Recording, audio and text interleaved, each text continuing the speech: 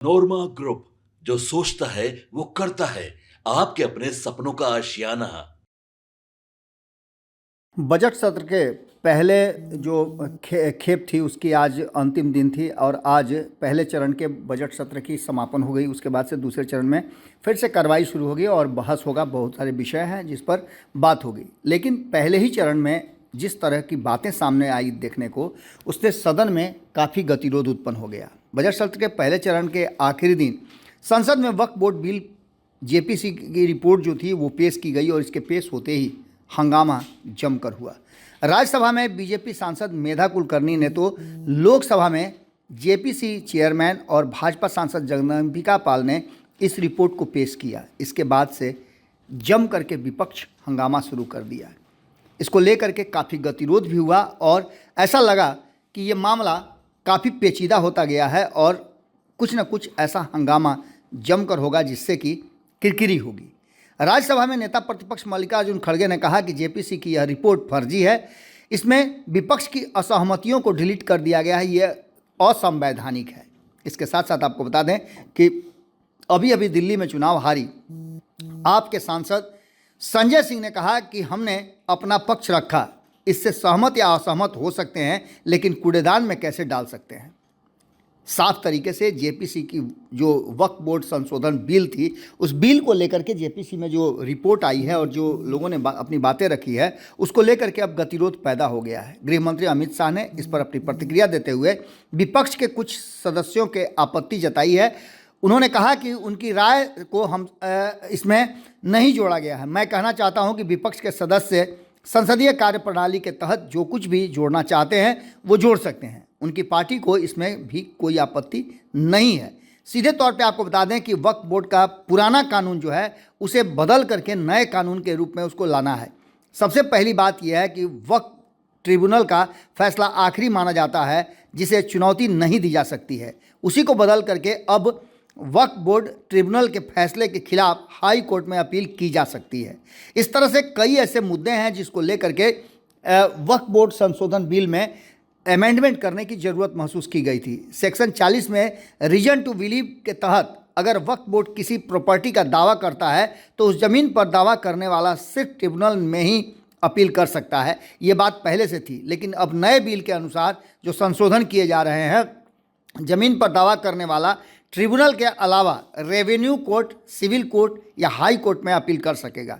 इसके साथ साथ आपको बता दें कि वक्फ बोर्ड में महिला और बतौर सदस्य अन्य धर्म के लोगों की एंट्री नहीं होगी, लेकिन अब जब संशोधन हो जाएगा तो वक्फ बोर्ड में 2 महिलाओं और अन्य धर्म के 2 सदस्यों की भी एंट्री मिलेगी। आपको बता दें कि इसके साथ साथ किसी भी ज़मीन पर मस्जिद हो या उसका उपयोग इस्लामिक उद्देश्य के लिए हो तो ऑटोमेटिकली वक्फ बोर्ड की संपत्ति हो जाती है। ये बातें पहले से लिखी हुई थी, लेकिन उसमें संशोधन करके जब तक किसी ने वक्फ को दान में ज़मीन नहीं दी, उस पर भले ही मस्जिद बनी हो या वक्फ बोर्ड की संपत्ति नहीं मानी जा सकती है। इस बात को लेकर के लगातार अब इस पर गतिरोध उत्पन्न हो रहे थे और कहीं ना कहीं इसको लेकर के जेपीसी की गठन की गई थी और जेपीसी विभिन्न राज्यों में घूम करके अपनी बातों को रख रहा था और लोगों से कॉन्सेंट ले रहा था। अब ऐसी स्थिति में आपको बता दें कि जेपीसी को लेकर के जिस तरह की बातें सामने आई हैं, वो कहीं ना कहीं सीधे तौर पे कहा यह जा रहा है कि इसको लेकर गतिरोध उत्पन्न हो गया है और विपक्ष पहले से भी हमला कर रहा था। इस बात पर जगदम्बिका पाल जो जेपीसी के अध्यक्ष बनाए गए थे, उन्होंने अपने एक्स हैंडल पर लिखा था कि after tabling of JPC report in parliament today, chairman of JPC on Waqf amendment bill 2024 BJP MP Jagdambika Pal से if the opposition has bought up the issue, तो उसके स्थिति में कहीं ना कहीं उनकी बातों को सुनी जाएगी। और इस पर जैसे ही जगदम्बिका पाल का बयान आया उसके बाद से खुद गृह मंत्री अमित शाह ने इस पूरे मामले को अपने हाथ में लिया। आपको बता दें कि 2024 पर जेपीसी के अध्यक्ष भाजपा सांसद जगदम्बिका पाल ने कहा कि रिपोर्ट से असहमति की जाएगी, अगर असहमति है तो उसे शामिल भी की जाएगी। आपत्तियों को शामिल करने में उनकी पार्टी को कोई समस्या नहीं है, इसके लिए उचित फोरम में आना होगा। गृह मंत्री अमित शाह ने भी इस बात को कहा। वहीं आपको बता दें कि असदुद्दीन ओवैसी से लेकर के अन्य लोगों ने भी इस पर अपनी बात रखी है। वक्फ बोर्ड विधेयक पर AIMIM के सांसद असदुद्दीन ओवैसी ने कहा कि बिल असंवैधानिक है और संविधान के अनुच्छेद 14, 15 और 29 का उल्लंघन करता है। बिल वक्फ को बचाने के लिए नहीं बल्कि उसे बर्बाद करने और मस्जिदों, दरगाहों, कब्रिस्तानों, मुसलमानों से छीनने के लिए ये साजिश रची जा रही है। लोकसभा स्पीकर के आश्वासन दिया है कि विपक्षी सांसदों की 70% आपत्तियों का रिपोर्ट शामिल किया जाएगा। इसके बाद आपको बता दें कि समाजवादी पार्टी की तरफ से भी डिम्पल यादव जो कि सांसद हैं, उन्होंने भी असहमति नोट कराया और वक्फ बोर्ड विधेयक में शामिल नहीं किया गया है, ये बात कह करके उन्होंने ध्यान भटकाने की बात भी कही। इसके साथ साथ आपको बता दें कि बजट सत्र के पहले चरण के आखिरी दिन गुरुवार को लोकसभा की कार्रवाई 10 मार्च तक के लिए स्थगित कर दी गई है। बजट सत्र 2 चरणों में हो रहा है। पहला चरण 13 फरवरी तक चला, इसके बाद 14 फरवरी से 9 मार्च तक अंतराल रहेगा। दूसरा चरण 10 मार्च से शुरू होगा और 4 अप्रैल तक चलेगा। जेपीसी चेयरमैन और भाजपा सांसद जगदम्बिका पाल ने वक्फ संशोधन बिल पर जेपीसी रिपोर्ट लोकसभा में पेश की। उसके बाद से ये हंगामा जारी हुआ है। आपको बता दें कि इस पर आपत्ति दर्ज करने वालों में एक लंबी फहरिस्त है और इसके साथ साथ आपको बता दें कि विपक्षी सांसदों ने लोकसभा स्पीकर से मुलाकात की। इसमें ए राजा, कल्याण बनर्जी, इमरान मसूद, मोहम्मद जावेद, गौरव गोगोई शामिल थे। उन्होंने कहा कि स्पीकर को बताया कि हमारे असहमति नोटों को कई पन्ने पैराग्राफ जेपीसी की रिपोर्ट से हटा दिए गए हैं। स्पीकर ने सेक्रेटरी जनरल से कहा कि हमारे असहमति नोटों में से वह सब कुछ शामिल करेंगे जो नियमों के अनुकूल होगा। बाद में हम संसद की लाइब्रेरी में बैठे और रिपोर्ट में हटाए गए पन्नों को शामिल किया, जिसे दोपहर 2 बजे लोकसभा में पेश किया गया। आपको बता दें कि इस वक्फ संशोधन बिल को लेकर के कई तरह की बातें और कई तरह के गतिरोध उत्पन्न हो रहे थे।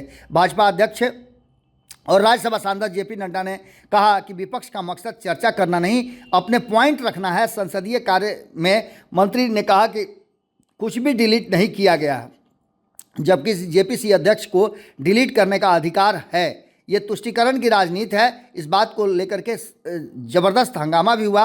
अल्पसंख्यक कार्य मंत्री किरण रिजिजू ने कहा कि जेपीसी रिपोर्ट अब टेबल हुआ है। कुछ सदस्यों ने कहा कि इसमें कुछ हिस्सा हटाया गया है। मैं बाहर गया और जेपीसी चेयरमैन सर के बात की, उसके बाद से सब कंफर्म हो गया। नियम के मुताबिक जेपीसी रिपोर्ट को बिना कुछ काट छांट के टेबल किया जाएगा। इन सारी बातों को लेकर के आप सांसद संजय सिंह ने भी अपनी बात को रखा। इसके साथ साथ खड़गे ने भी अपनी बातों को रखा और अंततः आपको बता दें कि ये सारी बातें राज्यसभा और लोकसभा में सुनी गई, जहां एक तरफ इस पूरे मामले को लेकर के संसद में लोकसभा की कार्रवाई 5 मिनट ही चल सकी, जबकि विपक्ष ने हंगामा शुरू कर दिया था। इसकी कार्रवाई दोपहर 2 बजे तक के लिए स्थगित कर दी गई थी। बाद में आपको बता दें कि इस पूरे मामले पर राहुल गांधी ने कांग्रेस सांसदों की मीटिंग बुलाई और प्रियंका भी उस मीटिंग में पहुंची थी। इन सारी बातों को लेकर के अब जो ये पूरी कहानी है, इस पर अब नए सिरे से 10 मार्च को चर्चा होगी। इस बीच में जो भी डिमांड थे उसको पूरा करने की बात कही गई है। देखना दिलचस्प होगा कि वक्फ बोर्ड संशोधन बिल जो है उसे तो पेश कर दिया गया है, लेकिन उसके बाद की कहानी क्या होती है।